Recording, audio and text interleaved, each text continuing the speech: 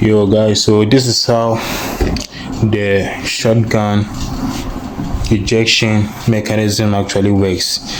This is a metal. Now what I did is that I put a magnet over here, so this metal gets attracted to the magnet over here. So whenever I put in the round like this, then this one will push it inside. So when I'm injecting it, when I pull it backwards like this, the bullet will get attached to the magnet, so that I'll be able to pull it backwards, then it will come outside. So it's basically just a metal and a magnet. That's how the shotgun mechanism actually works.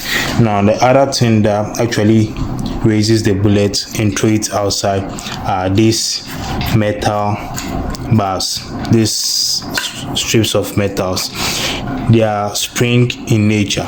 They are springy in nature. So whenever the bullets come on top of it like this, the spring loaded will shoot it outside. So that's how my shotgun mechanism actually works. So you just put in your round like this, then you load it.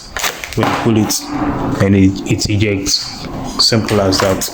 So you can use this idea when you load your shotgun. That's how it basically works.